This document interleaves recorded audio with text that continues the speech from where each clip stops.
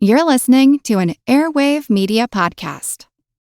Welcome to From Beneath the Hollywood Sign. If you love old movies, Hollywood history, or the golden age of filmmaking, you've come to the right place. This is the podcast that talks about amazing stories of Tinseltown from another era and fascinating conversations with writer-producer Steve Cubine and actress-writer Nan McNamara. So, Steve, did Ava Gardner and Howard Hughes have a good relationship? Well, they did until he dislocated her jaw. What? Well, don't worry. She hit him back with an ashtray. From Beneath the Hollywood Sign is the gin joint for you.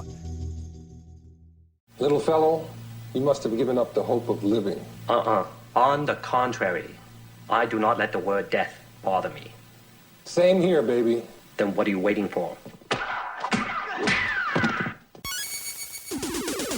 Recorded in Chicago, Illinois, with your hosts, Ken, Matt, Neal, and Jeff. This is Triviality. The cream of the crop! Hey, welcome to Triviality, the game where a lack of seriousness meets a little bit of knowledge. My name's Ken, I'm going to be your host today, and once again we are returning to the Pagoda for another Game of Death. Today, up against Matt, Neal, and Jeff, we have our guest, Brent Bollmeyer. How's it going, Brent? Hello, guys. How are you? Just want to make sure I pronounce your name correctly. That is correct, yes. All right, great. And I understand that you had kind of a long night last night. You went to see the St. Louis Blues beat up on the Dallas Stars. Yes, I did. It was a fun game. That is my 28th straight Blues home opener. Wow. So that tells you two things. I'm a massive hockey fan, and I'm an old fart. So Perfect. Great. And really quickly, just tell us a little bit about yourself and how you got into trivia. I got into trivia. It's a pretty common thing down here in the St. Louis area to have the benefit trivia nights where you have a lot of people come in. We play for a charity, and went to a few of those, won a couple, and thought, I could do that, and found that there was a market for people looking for people to come in and just do all the trivia so that they can just kind of show up, take the profits, and leave. And I've turned that into a little bit of a side business, and it's helping me pay the bills. Excellent. Awesome. Well, without further ado, I think we'll get started here. Once again, this is not the normal format. This is going to be another game of death. So how this works is we will ask our various team members here 5 questions in 4 rounds. So basically, each round will be one of our team triviality specialties. Then the 4th round will be Brent's specialty, which he specifically requested. He'll be able to select which member of Triviality he goes up against. We will have the halftime as usual, in which Brent will have double points, and Brent will also have his pick of the final round categories. So, without further ado, I think we'll get started with Science and Geography against Jeff. So, getting started in Science and Geography, the first question is, while the Carson Range Spur lies primarily in Nevada, what mountain range is primarily located in California and contains the Mount Whitney Peak? That's why we're upstairs drinking some seltzer water before our own battles. Brent, how do you usually feel about the Science and Geography category? It's kind of hit or miss. They're definitely better categories than some of the other categories that I'm sure I'll be up against here shortly. Okay. I should know this because I was just out in the Pacific Southwest a few weeks ago. The only thing that comes to mind when you talk about Carson and mountains out in the west is the thing that came to mind was Sierra Nevada. So I think I am going to lock in with Sierras. Sierra Nevada, okay. I too put literally on the page Sierra or the Sierra Nevada range. Okay, it looks like both contestants are getting right. points on this one. So starting off even in Science and Geography. Sierra Nevada being my favorite IPA as well. Who makes that IPA? I have no idea. I don't know. Okay, moving on to a little zoology. In what order of mammal would you find an animal described as a bumblebee blank or a Kittis hog-nosed blank? This creature is arguably the smallest known mammal in the world, depending on how you measure it. So we're looking for the order that this mammal belongs into. I think I know this one. I just don't know what it's called. Like if we were in pub trivia, I could describe to Jeff random words, and I think he would pull it. And to be clear, when I say order, you can give the basic name or the scientific name. Oh, cool. Okay.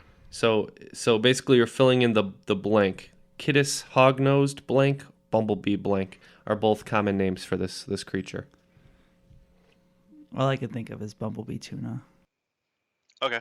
Yeah, I got some ideas floating around my head. Jeff, where are your ideas right now? Well, the real shame of it is I've heard, of the smallest animal, the bumblebee, whatever it is, and I've seen a photo of it. You writing it in, Jeff? Yeah, I'll put it in. Okay, so it looks like both contestants are in on this, so we want to know what order the mammal is in. Jeff? I was tempted to think it was like a mouse or something like that, but I couldn't remember. I know I've heard it before, but I went with squirrel. Squirrel, okay. Brent? Boy, this is a little disappointing. I'm going to tap out on that because I missed the whole mammal bit and wrote down an animal that was not a mammal. So that's kind of, that sucks. Okay. Well, the bumblebee bat, or the Kittis hognose bat, also known as Chiroptera. Yep, I should have known that. It was definitely a bat. So arguably, depending on how you measure, if you're doing length, it can get a little sticky, but that is one of the smallest known mammals. All right, moving on to a little geography. Dhaka is the capital and largest city of what Asian nation with the world's 8th largest population? Spelling of Dhaka is Dhaka. Yeah, I had that backwards. Okay, I think I'm locked in. Okay, Brent is locked in. Jeff, you want to talk it out? I'm trying to think of countries by population, and I'm getting really confused. I know there's a few in Asia with about 100 million or so. So the name of the city itself doesn't do a lot for you. Right. I know I've heard it, but I can't place it. But I will settle in on an answer. Okay, let's start with Brent on this one. So going with Asian capitals of an 8th population country, so that rules out the heavy hitters in terms of population, like a China and an India. So going on that, I kind of went with a little bit of a swag there and went with Pakistan. Okay. I had also considered Pakistan, but I couldn't remember for sure, so I went Bangladesh. Jeff is correct. It is Bangladesh. Wow. Good job, Jeff. Wow. Seemed to have a little trouble with that one, but used some reasoning and pulled it out. So I settled on Bangladesh, mostly because I know it has one of the highest population densities in the world. So even though it's really small, I knew it was up there in terms of overall population. Thinking about the name could be maybe Indian is where I was also in that region. So some people may know that Pakistan and Bangladesh were both part of India before they split from India in 1946, forming East and West Pakistan at that time. So I figured I was in the region. I thought Pakistan was for sure, but I think that capital is not Karachi. I can't remember, but regardless, I didn't think it was Dhaka. This is Dhaka. why Jeff does the geography questions. Well, his answer made sense because his gi that he wears for the pagoda fight, it has a tiger on it. All right, moving on to the next question. What type of astronomical body have taken on the naming convention of starting with the letters PSR followed by coordinates? So basically when scientists discover one of these and they name it, it starts with PSR and then coordinates after that. PSR, by the way, stands for pulsating source of radio. So I had an answer before you gave a further clarification or hint. Pulsating source of radio. And I don't know if now I'm misled or if my answer is for sure, but I will stick with it. Okay. Yeah, I also was going to go in a different direction before you told me what PSR was. I don't think it's right, but the only thing that my brain is going to is a black hole, so I'll go with black hole. Okay. Jeff? That's a really interesting thought. When he said, you could be dead on. When he said PSR, I had pulsar stuck in my head, and then when he said it was a pulsating, I couldn't get it out, so I just said pulsar. Yep, Jeff is right again. It is pulsars. So just bolstering the team here in the early round. All right, and lastly, question 5.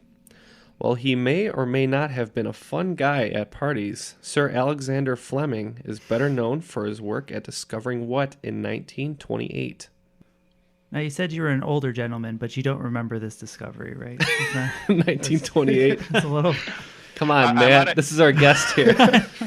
I might have had the TV on the other channel at that point. Gotcha. And I am locked in. All right. Can I get that one more time, please? Yeah. While he may or may not have been a fun guy at parties, Sir Alexander Fleming is better known for his work discovering what in 1928? Yeah, got it. That was so stupid. Yeah, I threw in a dumb hint there. All right, so it looks like Jeff had a light bulb go off, so let's start with Jeff. Yeah, as soon as it clicked in my mind that Ken's fun guy was a pun, I said that he discovered penicillin, which comes from funguses. And how about you, Brent? Same train of thought, penicillin. Yep, you guys are right. Benzyl penicillin or penicillin G from the mold Penicillium notatum in 1928. Good job, guys. Good job, Ken, reading all that. Okay, so after the first round, it looks like Team Triviality has 40 points, and Brent has started out with 20, but he will have time to make up those points later in the game. Moving on to our arts round with Neal. Oh, arts is not a strong point for me whatsoever. All right. All right, well, I did throw in a pretty wide variety of arts topics, so hopefully you'll be able to get some of these. All right, starting off with a film question per Neal. What film, directed by Terrence Malick, was the last film to be personally reviewed by famed critic Roger Ebert? For the record, he gave it 3.5 out of 4 stars. Yikes on that one for me. This is a fact I once heard. So, Neal is kind of bowing his head in deep thought, which is a good sign for Brent, as it didn't just pop right into his head. Brent, you know anything about Terrence Malick or Roger Ebert? I know Roger Ebert, famous Chicagoan with Gene Siskel. Terrence Malick, not so much. Gotcha. Okay. Yeah, thumbs down on my knowledge on this one. A lot of Terrence Malick's films kind of blend together in my head because they're very similar. Why could that possibly be? Because, yeah, it's all wide-angle lenses and ethereal imagery of people's faces and nature. Narrating and... Okay, I have an answer. I'm not confident on it, but I'm just trying to think of the time period here, and I think I'm close. How about you, Brent? Yeah, I'm going to tap out on this one. Okay. Neal? So, the only image that came into my head was Brad Pitt out on the grass and talking to his son, which I believe is from Tree of Life, which seems around the right time period before Roger Ebert passed away. Yeah, Neal, you're close. Unfortunately, it is To the Wonder, which starred Ben Affleck and Rachel McAdams and Olga Kurylenko. I've never heard of that movie. Yeah, it was the follow-up to Tree of Life, I believe. Okay, at least I was in the right time period. Ebert was a fan of Malick's films, I believe, and it was nice that he saw a film that he liked for the last review. All right, so next question. The impromptu recording of a jam session on December 4th, 1956, later called the $1 Million Quartet, consisted of what 4 famed musicians? Oh my God. I'm in. I ran across this a couple of months ago when I was doing some questions for one of my benefit events, and some of the names have stuck with me, and a couple of them have sadly left me. Gotcha. So I am going to come up with the 2 names that I know and come up with some educated guesses. Okay, I got 4 names in. All right, sounds good. Let's start with Brent. So I'm pretty sure 2 of the guys were Johnny Cash and Elvis Presley. Mm-hmm. The other 2 guys I was struggling with, I don't think these are right, but one of them I went with the guy who had a role in The Day the Music Died, who was the guy who decided to pass on the plane trip, was Waylon Jennings. Okay. And then another guy who I don't know if fit into the million, but he's pretty much a rock god, and especially down here in St. Louis, which is his hometown, and passed away a few months ago, was Chuck Berry. Okay. And how about you, Neal? So I also started with Elvis Presley and Johnny Cash. My third pick was someone who loved the Ivory Keys and girls under 18. That would be Jerry Lee Lewis. Ah, yes. And the other one, I believe is his correct name, but I went with Perkins. Perkins. Yeah, the correct Carl answers Perkins. are Elvis Presley, Jerry Lee Lewis, Carl Perkins, and Johnny Cash. Wow. So Neal gets 10 points on that one to help out Triviality score a little bit. All right, moving on. Question 3. I promised Neal a MASH question after he was complaining about how many MASH questions come up in trivia.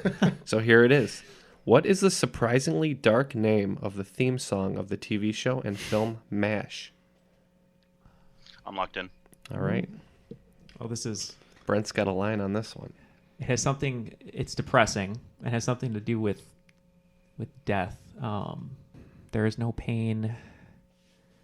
No pain in death. Suicide. Oh man, I know it's about death. Painless suicide. Death. Suicide. Suicide. Okay. I think I got it. Okay, so let's start with Brent. I believe it. I think it was actually sung in the movie version of MASH. I haven't seen the whole thing, but I saw that clip of it. And part of the lyric, and of course, was "Suicide is painless." So a breath of relief from Neal, who talked his way into something. I didn't know if the words made any sense, but I put suicide as painless. Neal is exactly correct. He said all kinds of words. He said death, pain, suicide, and he threw a combination together and he nailed it. That was a real Jeff Goldblum moment. Like pain, pain, death. That's pain. I don't know where it came from. It might have come from the movie because I've seen the movie, but I have not seen the television series. I don't know why. But. Well, good job, Neal, and good job, Brent. I will say that listening to him zero in on that was not painless. Don't worry, it's going to be all downhill from here, I'm sure of it. All right, question 4. Yo, Adrian. In Rocky V, Rocky trains a young, talented, but volatile boxer from Oklahoma played by Tommy Morrison. What is his name? The character. Yes, I know this one. Stupid. If we're going to ask a movie question, if it's Rocky, I got it. Great. This is my least favorite. Yeah, I love Rocky. I watch all of them, not several times a year, but I watch them quite often, just not the fifth one. You always skip that one? I always skip the fifth one. All right, Neal is in with an answer. How are you looking? I haven't seen the movie. I've actually only seen bits and pieces of the first movie. Wow. So rather than tap out, I'm just going to throw out the last name Jones and see what happens. Okay. Not a bad strategy. Rocky V is not the best of the Rockies. Neal, what did you have? Like I said, I don't watch the fifth one. I think the other ones are much, much better. So just for the fact that maybe Stallone wanted to give him a little cred because he was an amateur boxer, I just put Tommy Morrison. He just used his real name. All right, and the correct answer is Tommy Gunn. What a stupid name. Tommy the Machine Gun. That's right. See, I knew it was like something Rocket or something. Yeah, it's a really, really bad movie. It ends in like a parking lot brawl. It's real. That's where you want to see your boxing. A nationally televised parking lot brawl. If you want to just skip the movies, though, and go to the best of the Rockies, just have a Coors. So yeah. All right, and finally, question 5 in the arts category. In what craft would you be most likely to come across the following terms? Miter, kerf, burl, and dado. Yeah, that's pronounced dado. Dado. Thank you, Jeff. You're welcome. Well, I don't perform this craft, so. I do. I'm locked in. Okay. Yeah, this round not too good for me. Okay. I'm in. So it looks like Neal's in. Let's start with Neal. I just put type of woodworking. Woodworking. How about Brent? Yeah, miter box and dado, I believe, is the kind of joint that is woodworking. Neal is just waltzing his way into some bullshit today. So it is woodworking. Jeff, you want to give us a rundown on some of those terms? Sure. Miter and kerf are types of cuts. Burl is actually the style of I guess the more of the pattern of the tree ring growth. Yeah, it's like a knotty growth. Yeah, so you'll see that a lot in high-end cars, like the burl walnuts are very popular. And then a dado is basically you're just cutting the end out of stuff. But yeah, you can use it in joinery. So. All right, so at the end of the second round, Brent added another 20 to his score for a total of 40, and Triviality added another 30 for a total of 70. So far, Triviality coming in strong, but that could all change in the swing round. And we will start that now. The category of the swing round is The World Revolves Around Me. And by me, I mean Ken. So the letters K-E-N appear in all these answers. Could be a name. Could just fit into a word somewhere. But I'm going to give a hint, and you have to come up with the answer. So again, Team Triviality works together on these, and Brent has to work by himself, unfortunately, but he will get double points. So for each of these 10, Team Triviality will get 5 points, and Brent will get 10 points. So the hints are 1. Murder on the Orient Express, Harry Potter and the Chamber of Secrets, and Hamlet and Thor. Number 2. The year 2002. The band Seether featuring Amy Lee. Number 3. A real actual medical doctor and then Senor Chang. Got it. Number 4. If you don't, I will look for you, I will find you, and I will kill you. Number 5. Or the modern Prometheus. Number 6. A question that has been plaguing Dan Rather since 1986. Makes a catchy tune, though. Number 7. My boss died in the Hamptons, but we won't let that ruin a good time. All right. Number 8. I have a thought that his full name might be Kensaku, unless somebody planted that idea there. Number 9. Heihachi, Kuma, King, or Yoshimitsu. Decisions. And 10. From professional baseball pitcher to gym teacher in Shelby, North Carolina. So they can hear us here. So we're going to kind of go through each of these one by one. So number 1 immediately stuck out to me as Kenneth Branagh. He directed Thor. He directed Murder on the Orient Express, coming out soon, and Hamlet. Okay. So that one I'm 100% on. He's an actor, too, who was in Harry Potter. Yes. Correct? Yeah, he played the full of himself magician who didn't know what he was doing. They're wizards, please. What did I say? Magician? Oh. Wizard, yes. I think Jeff wrote and both Matt both wrote down Ken Jeong for number 3. Yeah, let's go back to the Amy Lee, though. That's Wake Me Up Inside, right? Is that the right song? No. It's got to have Ken in it. No, you're thinking of the Evanescence song, which is that's her, right? Stone or whatever. But what is Seether? But that's sing? her, right? Seether is, I think it's called Broken, I think is the name of the song. I'm fine going with that. That's got Ken in it. So. Yeah. Let's skip Dan Rather. We can hear that one in a second. Number 7, Dead in the Hamptons. You said Weekend at Bernie's? Weekend at Bernie's. That's exactly what it is. That's why I laughed. I'm fine with that one. Number 8, Kensaku is the full name of Ken Watanabe. Ken Watanabe, yeah. One of my favorite Japanese actors. Yeah. 100% on that one. Mm-hmm. Yeah, he's in Inception. He's also in a couple other really great films. So Kuma, Heihachi, King, and Yoshimitsu.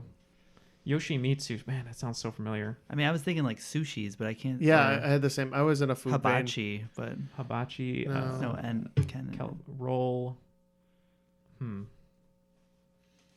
Well, let's come back to that one. 10 was. But that's the plot of Eastbound and Down. Ken Tremendous is the name of the. Oh, is that his name? Is it? Are you sure? So. I don't know. I don't watch that show. Well, what's the actor's name? That's Danny McBride. Danny McBride. Okay. I mean, if you think Ken Tremendous, I don't know if that. I know that that's the name of someone's Twitter handle that's associated. Oh with no, the show. his name is it's Kenny something. Oh yeah. Hold on. Danny McBride, Kenny Powers. Kenny Powers. Oh, I was close. I think that's right? Yeah. Teamwork. All right. So Dan Rather, 60 Minutes, right? Yeah. Was he on 60 Minutes? I know he was just an anchor. Oh, maybe he just did nightly news. What was his sign off? This one I'm like lost on. So we just unmuted Brent so he can talk once again and hear us. Brent, how did these shake out for you? The middle section was pretty good. The ends weren't so great, and there's a couple that I know I'm gonna lose sleep over once I hear the answer. All right. Well, let's start with number 1. We'll just go back and forth. Okay, number 1, Murder on the Orient Express, Harry Potter and the Chamber of Secrets, Hamlet, and Thor. What did we come up with, Team Triviality? So on behalf of Team Triviality, this was a nice film question that I got immediately. That would be Kenneth Branagh. Okay, how are you feeling about that, Brent? Yeah, I couldn't come up with anything. Okay, actor and director, Kenneth Branagh is correct. I was in the same boat, just so you know. I had nothing. Okay, number 2, the year 2002, the band Seether featuring Amy Lee. So for us, Matt or Jeff had said Broken, and we weren't too sure. Yeah. But that was just our best guess. We went with Broken. Yeah. Okay. I think that's right. I think it's, yeah. Brent? I also had almost nothing but put the word broken. Broken is correct. Yeah, Good job. it's that one that's like, I'm broken, something, something, something. I couldn't remember it at all. The only word I know is broken, so I was like, thank God that's the name Amy of the song. Lee is, in fact, the girl from Evanescence. Yeah. Jeff was correct in his assessment there when he was talking it out. Number 3, a real, actual medical doctor, and then Senor Chang. Let's start with Brent on this one. So this is one I know I'm going to lose sleep over because I felt like the real-life medical doctor usually is a Spock reference, but I couldn't put the second part of it together. Okay, and how about you guys? So we went with an actor who has a show. Well, he's on Community, but he also has a show. I think it's Dr. Ken. Dr. Ken. And his name is Ken Jeong. Yes, Ken Jeong is correct. He was a medical doctor before he got a bit part in Knocked Up, I believe, and began his comedic acting career. Ken Jeong. Most known for Hangover movies, I was probably going to at this say, point. yeah, The Hangover is definitely probably one that people would really recognize him in. Okay, and if you don't, I will look for you, I will find you, and I will kill you. This is one that did not give Neal too much trouble, so we'll start with Team Triviality. I have a particular set of skills. That would be Taken. Taken. And Brent? If you keep sending me Farmville invites on Facebook, no, I'm sorry. That is also Taken, yes. All right, looks like everybody's getting points on that one. So moving on to number 5, or the modern Prometheus. It seemed like everybody kind of had the line of thought on this one, so let's start with Brent. The modern Prometheus was Mary Shelley with Frankenstein. We went with Frankenstein. Good job, guys. So here's one that really gave Triviality some trouble. A question that has been plaguing Dan Rather since 1986. Makes a catchy tune, though. What do you think, Brent? That was a dude that accosted Dan Rather, I think, in Central Park, and he was wanting to know what the frequency was the satellites broadcasting on. And he was saying, "What's the frequency, damn it?" But he was kind of mumbling his words, and Dan Rather reported it as he kept saying, "What's the frequency, Kenneth?" Oh, wow. That's really cool. And what did Team Triviality have? Not that. Not that. Yeah, our last minute Hail Mary was everybody's working for the weekend. So Brent is correct. What's the frequency, Kenneth? Which is, of course, also a catchy REM tune. And moving on to number 7. My boss died in the Hamptons, but we won't let that ruin a good time. Brent. I think maybe that's where you want. Well, that's where I had the weekend. It reminded me of the 80s film Weekend at Bernie's. And Team Triviality? Another film reference. I'll let Matt say this one because he started laughing immediately and got it. Weekend at Bernie's. Great movie. That is correct. Oh, I thought it was Porky's. I'm glad I got outvoted. All right. Number 8. I have a thought that his full name might be Kensaku, unless somebody planted that idea there. So we have a hard fact and a little hint to help us get here. But what did Brent put down? Unfortunately, I could not get my brain out of The Usual Suspects because that just sounds like a line from that movie. And I put Verbal Kent, but I'm pretty sure it's Verbal Kent, but I couldn't come up with anything better. Okay. So this person is one of my favorite actors from Japan. You would know him as Ken Watanabe. And he is, of course, in Inception, which is where the hint came from. Oh, shoot. Okay. Yep. Ken Watanabe is correct. So number 9, we had Heihachi, Kuma, King, or Yoshimitsu. And this was one of the ones that Triviality was having a lot of trouble with. But let's start with Brent to see what he had. Yeah, I got nothing. All right, so he couldn't find the common thread there. Let's see about Triviality. So we started with sushi, then we went with food. We weren't sure if it was like Kings or something, and at the last second, we thought the name Yoshimitsu sounded like a person, and Kuma might be a person, so we actually said Tekken, thinking it could be a video game character. Those are characters from Tekken. Wow. All Nice. right. Nice, Neal. Jeff, you were like, man, Heihachi Yoshimitsu, that sounds so familiar. Yeah. They were also characters in Soul Calibur, which is why you know it. Oh, yeah. That makes a lot of sense because I played a lot more Soul Calibur than I did But Tekken. Kuma and King are only in Tekken, so that's where the difference comes from. And finally, number 10, from professional baseball pitcher to gym teacher in Shelby, North Carolina. Brent? Yeah, I got nothing here too. Where my mind kept going was to Mayberry, North Carolina. Wondering if it was a character from the show that is escaping my mind right now, rather embarrassingly. But I couldn't come up with anything with Ken in it. That's Andy Griffith, right? Is it maybe? Yeah. Yeah. Okay. And for us, this is really, why we love being a team. It's kind of what happens on Mondays. Matt said Ken Tremendous. Ken Tremendous. I said, it's Danny McBride. I think his name's Kenny. And Jeff said it was Kenny Powers. From Eastbound and Down, which is I was stressing that was got to be the plot. So the correct answer is Kenny Powers.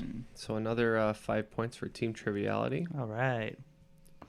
Okay, so with the end of the halftime, looks like Team Triviality tacked on an additional 45 points, and Brent, having the double pointage, was able to get 5 of those for 50 points, bringing the grand totals and closing the gap. Team Triviality 115, and Brent with 90. Yeah, it was really important that we got as many of those correct because Brent definitely caught up to us there. I'm just glad that we got almost all of them correct. Yeah, so. great job with some of those from Team Triviality kind of coming in with the answers at the last minute. Okay, so moving on to the sports and recreation round, moving over to Matt, who we know bolstered our team last time with a perfect 5, I think, right? Yeah. Yep. So this, depending on what Brent knows about sports, this could be where Brent seems like Triviality pulls away. Seems like a big sports guy, so this should be a evenly matched. Yeah, he's round. got a lot of jerseys hanging there in his man cave, so we'll see what happens. Yeah, I keep my sports stuff really low key, so. All right, so question 1. According to author Shea Serrano, the most disrespectful dunk in the history of the NBA occurred when Scottie Pippen stood over which fellow number 33? He also had a few words with Spike Lee after all was said and done. So Matt wrote down right away. He's feeling confident. I think I know this one. Yeah. I got it. I'm Okay, in. Brent's in too. Let's start with Brent. I'm not a basketball guy, so I was really having trouble with it until you added Spike Lee, who's the famous Knicks fan. So I went Patrick Ewing. Okay, and Matt. Shea Serrano, one of my favorite basketball writers. Yeah, it's over Patrick Ewing. It's one of the more famous ones. It's actually like one of the first GIFs that I ever saw like on the internet. Yeah, it is Patrick Ewing. Good job, guys. Yeah, he like walks over him afterwards. It's great, to be honest. Patrick Ewing did not appreciate it. He did not. All right, moving right on to number 2. In what sport can a player commit an infraction called burning and have the hammer advantage? Locked in. Ooh, hey. All right, I'm locked in with something. Okay, let's start with Matt. I have no idea. It sounds foreign. I don't know why it just does to me. So I just went with cricket. Okay, and Brent. I'm not really sure what the foul is, but when you said have the hammer throw, I believe the hammer throw is the last throw of the round in curling. Oh, Curling's right. So we're always no, it's never curling. We've been waiting We for a always think it's curling curling. question. It's and always I finally, curling or cricket. I finally fed you the curling question. You missed it. So the burning is burning the stone. It's when you accidentally touch the stone while it's in motion. yeah. And so it kind of disqualifies the toss. The hammer advantage is exactly correct. It's the person who has the last throw in the round. I did know that they were called stones, and then there's the sweepers and something. Yeah, that's why I left the stone out of the question. Well, I disapprove. I'm pretty sure that video I watched on the physics had nothing to do with those terms. Number 3. What technique used in ice hockey is described as drawing an opposing player out of position using a fake out as a decoy?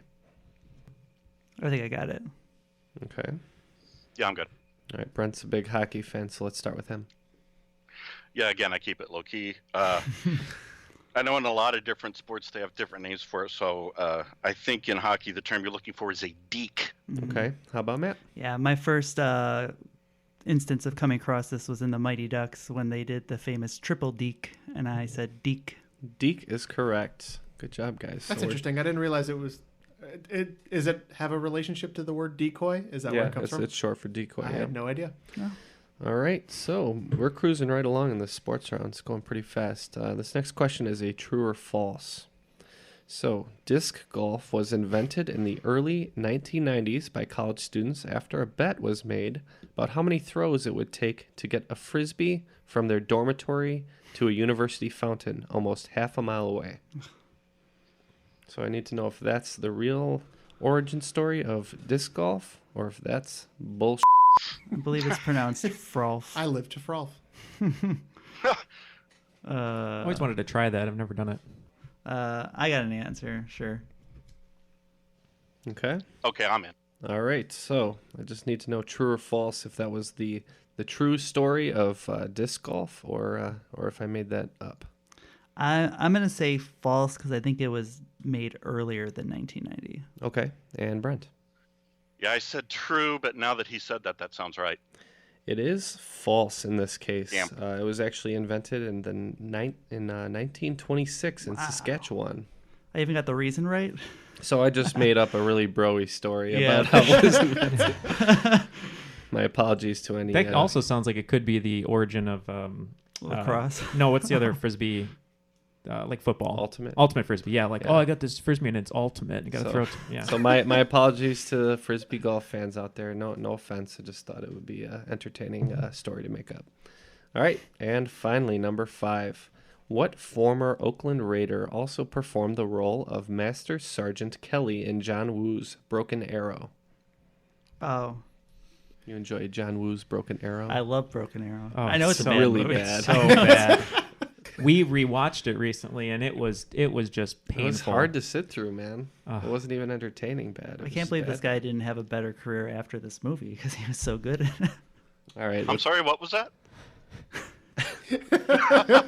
Never mind. Any line of thought on this one, Brent?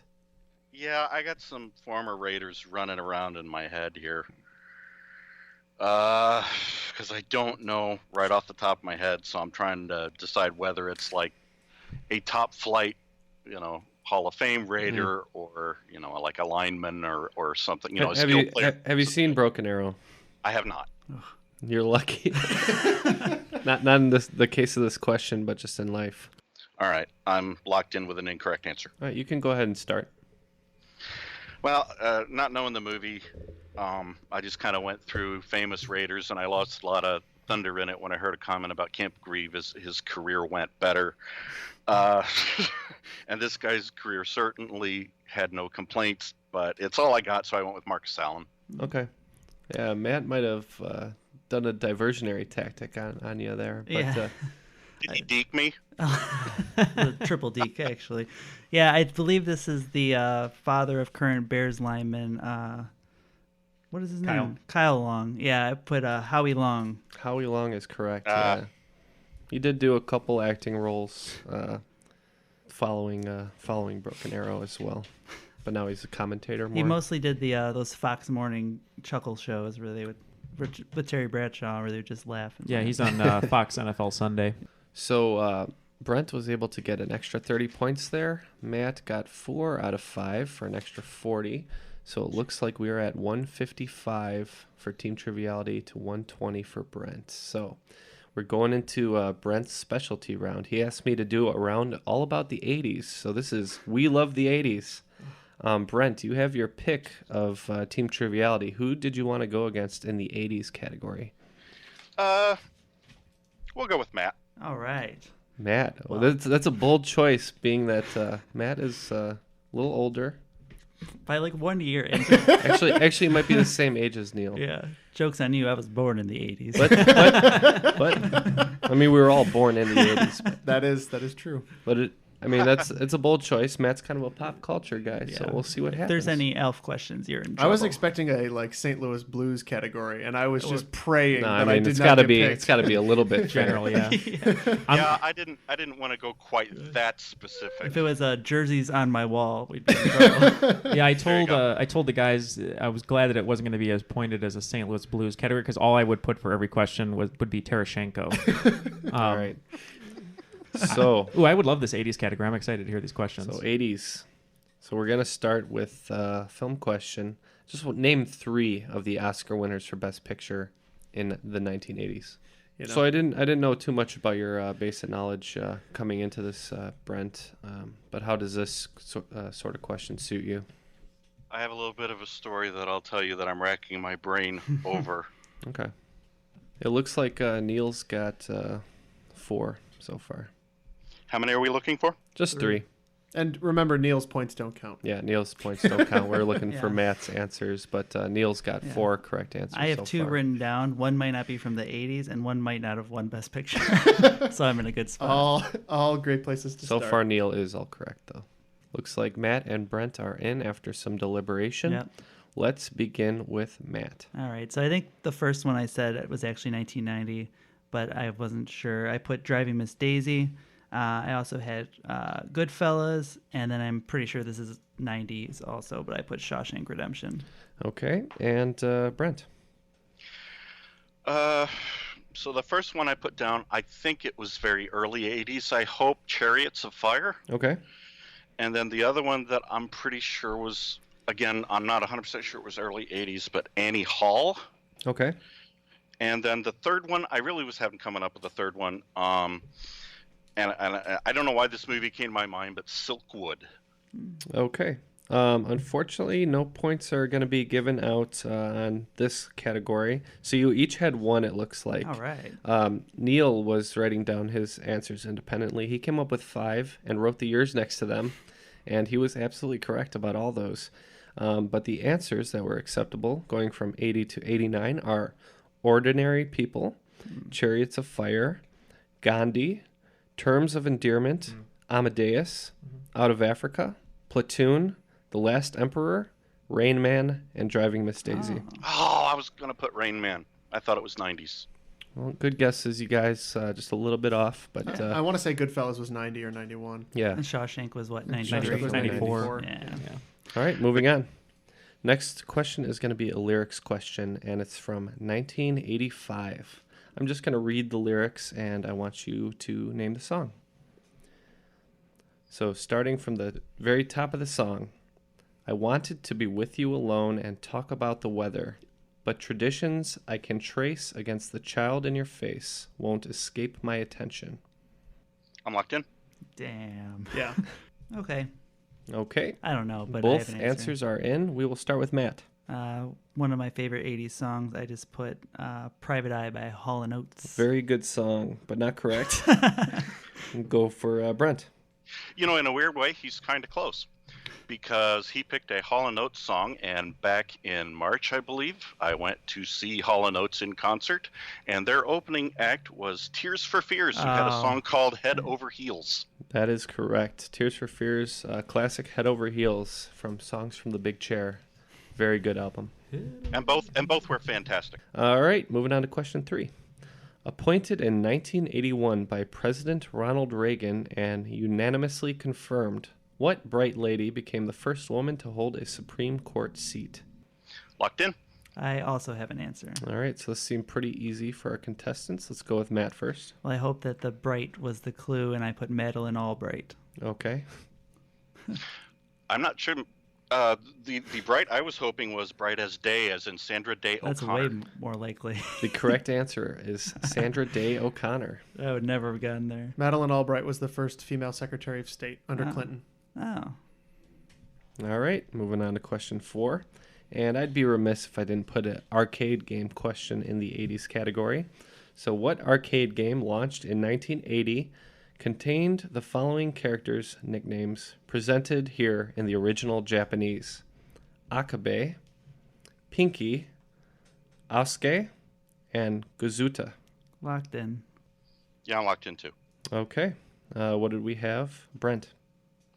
I'm guessing, this is an educated guess, but the year sounds right that those are the 4 ghosts from Pac-Man. Okay. Yeah, and I think Pinky is the one that wasn't changed. I put Pac-Man. Yep, you are correct. Rough translation, Akabe is red guy, Pinky is pink, Asuke is blue guy, and Gazuta is slow guy, according to Wikipedia. Yeah, I mean, most people didn't know that they were like given individual personalities, and they're supposed to react that way in the game when they're chasing you. Yeah, I read quite a bit about the Pac-Man monsters. All right, moving on to question 5, which will be the last in the 80s round. The Space Shuttle Challenger disaster in 1986 was determined to be caused by what specific faulty piece of equipment? Locked in. Okay, so Matt wrote something down, though he Yeah. doesn't look too confident. We'll start with Matt here. I put combustor and hope that was a thing. Okay, and we'll move on to Brent. I believe they tracked it down to an O-ring that connected pieces of the solid rocket boosters, and they launched when it was too cold for them to work properly. Yep, the O-ring is correct. So it looks like Brent's getting points on that one. So after the end of regulation, it looks like Brent was able to close the gap. It's now 160 to 165 with Triviality holding a tenuous lead. So we will move into the final round. I have come up with 10 final round questions. Of course, we will only be doing 5. Since Triviality gets to work together on the final round, it's only fair that Brent gets to pick the 5 categories that he gets to answer. So, out of these 10, let me know which 5 of these you want us to answer. Number 1 is the art of the cameo. Number 2, keep this in mind. Number 3, weaponry. Number 4, name that logo. Number 5, a final in fantasy. 6, pretty sweet. 7, warfare. 8, 20th century art. Number 9, ancient history. And I thought it was only fair, number 10, Game of Death. To be clear, Game of Death is very much about Game of Death. That's a meta critique on what we're doing right now. So if you are not familiar with Game of Death, don't pick that one. I'm going to go with keep in mind. Okay. Weaponry.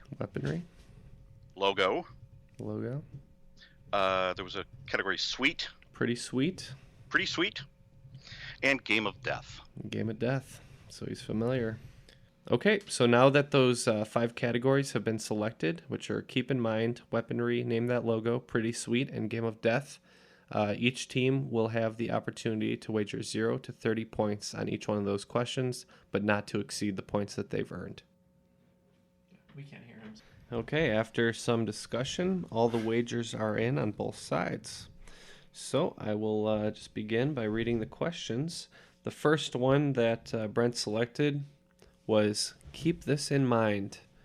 I want to know what structure of the human brain takes up about 10% of the volume, yet holds about 50% of all neurons. So number 2 was in weaponry.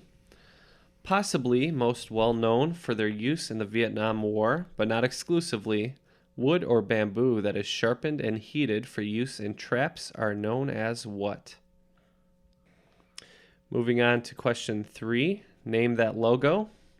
The guy in the Pringles can shares a first name with the famous recipient of an assassination, as well as a non-practicing doctor. What is it? Number 4, pretty sweet. What old-timey, chewy caramel and nut candy shares its name with an American swing band that gave us the single Hell in 1996? And number 5, Game of Death. In the film Game of Death, How does Bruce Lee actually end up defeating Kareem Abdul-Jabbar, aka how is he killed? So we are once again going to mute Brent while he can figure out his answers, and Team Triviality is going to discuss. Okay, so just to throw a joke out into the ether, the first thing I thought of for the number one, even though we didn't bet, spoiler, was medulla oblongata from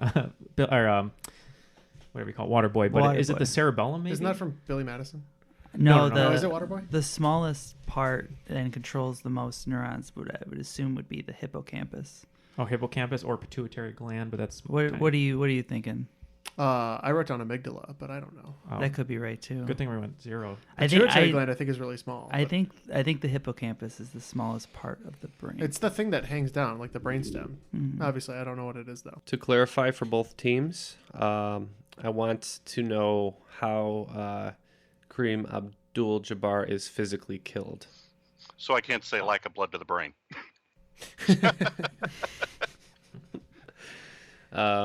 No. Okay, so on that note, so choking. He gives him like a rear naked choke. I don't know if that's the correct term. I'm just gonna say he chokes him out like this, and then he like goes, and then his hand stops moving. Okay, so, choking. Asphyxiation by choking. Yes. Got it. So that number 4, it was a swing band. So there's only a number. What of about swing 90 bands. swing bands? Okay, so you got like. Is it the Sugar Daddy? Isn't that a candy? That would make sense. Sugar poppin' daddies. Daddies. No, is right. those cherry poppin' daddies. Well, there's Cherry Poppin' Daddies, and then Sugar Daddy sounds right. They were from that was Zoot Suit Riot was their hit. Yeah, but Sugar Daddy is no, it's not a caramely chocolate nutty thing, right? I don't know. I don't think cherry poppin' daddies is a candy either. Well, I know Squirrel that. Nut I'm over that. Well, what's the other one? What's his name? Brian Setzer Orchestra. Yeah, that's not a candy. Yeah, we're not. I don't think we're gonna get it from. We're gonna get it through candy. All right, let's skip that one. Yeah. 3, Julius, right? What was the other clue? Is it not assassination? It's Dr. J. Julius Irving. Oh yeah, then yeah, it's So Julius. Bamboo shoots, right? Isn't that? Yeah, what that was called? sharpened and heated for Aren't they booby just- traps. I think. Maybe punji. Is that Yeah, like a punji pit would be a pit full of like the bamboo spikes. The Punjabi prison man. Punjabi prison? Oh yes. It's Punjabi. Are you sure? Well, no, Punjabi is from Punjabi's India. a region. Yeah, but Punjab is a region. But what is it? Punji? Punji. Punji? Yeah, do Yes. that. Is that an actual weapon? Yeah. Okay. Well, it's not a weapon, but it's a pit full of spikes usually. It's called a punji pit. Okay, after some discussion, Team Triviality and Brent are both in with their answers. So we'll start with the category, keep this in mind. Brent came in with 10 points. Triviality is forfeiting this round with 0 points. What structure of the human brain takes up about 10% of the volume, yet holds about 50% of the neurons? Team Triviality? There was some discussion back and forth here. Wasn't quite sure. My gut said amygdala. Since I tend to be more of a science guy, they just deferred to me. So we don't know for sure, but we said amygdala. Just as kind of an educated guess, I went with the cerebellum. And cerebellum is correct. Possibly most well known for their use in the Vietnam War, but not exclusively. Wood or bamboo that is sharpened and heated for use in traps are known as what? We're going to start with Brent on this one. And he had 10 points on the line. Team Triviality had 20. Yeah, I didn't really have anything. I know it's not most known by that. I just went with shank. Okay, and Team Triviality? So there was much discussion to be had on this one too, but we settled on punji. Punji stick or steak is correct, and you're right about their use in pits for punji pits. Yep, punji is correct.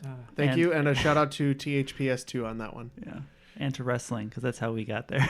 Yes. From Right, the so Punjabi with prison. that, Team Triviality gains 20 points. Moving on to the logo question, name that logo. The guy on the Pringles can shares a first name with the famous recipient of an assassination, as well as a non-practicing doctor. What is that name? We're going to start with Brent. He had 30 points on the line, as did Team Triviality.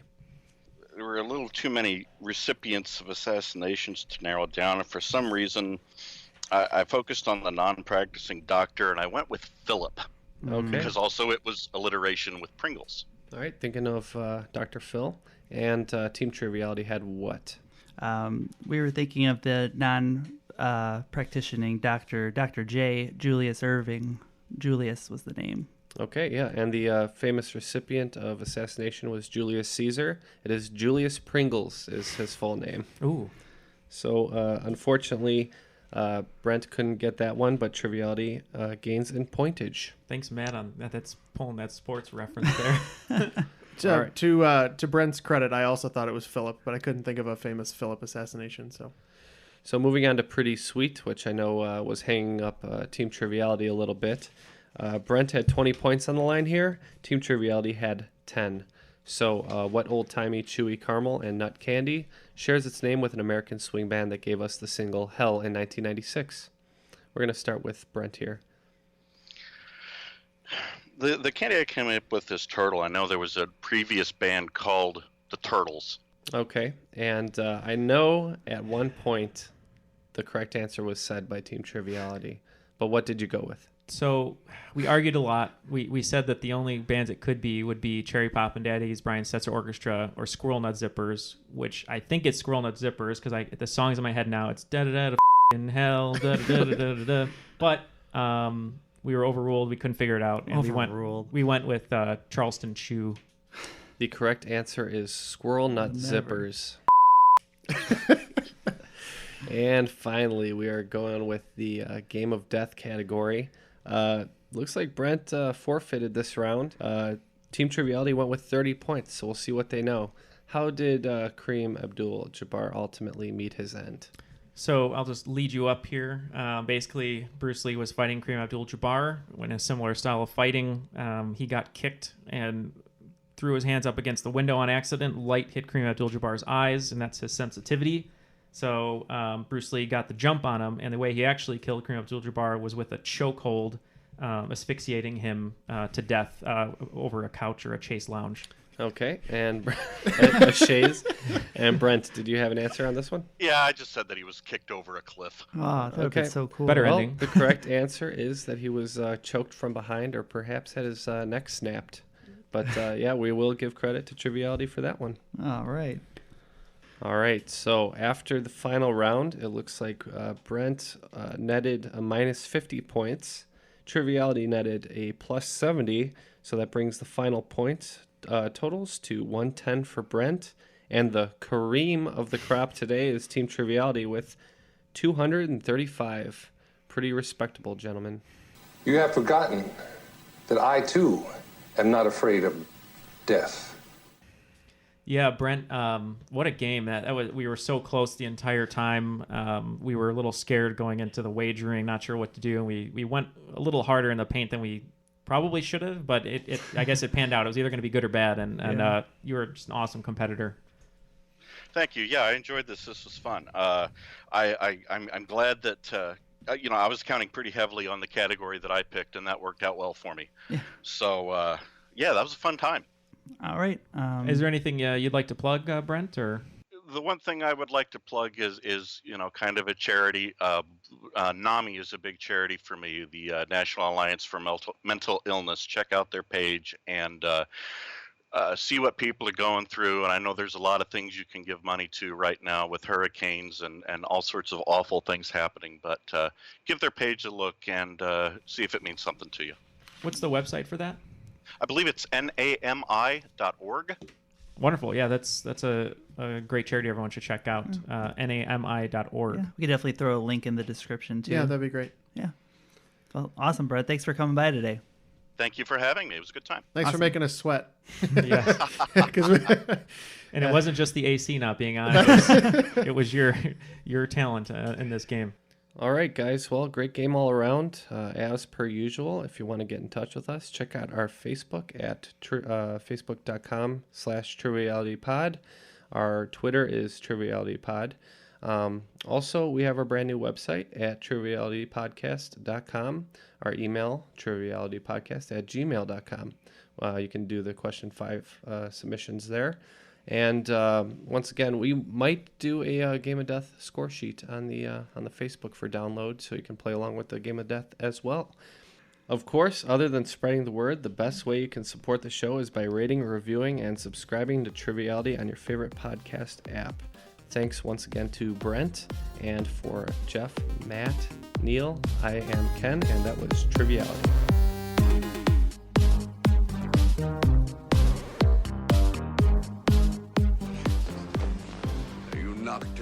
don't you try knocking me down now. No, in the ring, in the ring. Tommy Gunn only fights in the ring. Get out of here. My ring's outside. Yeah. Let's do it. Come on, Tommy, let's go live. Go live.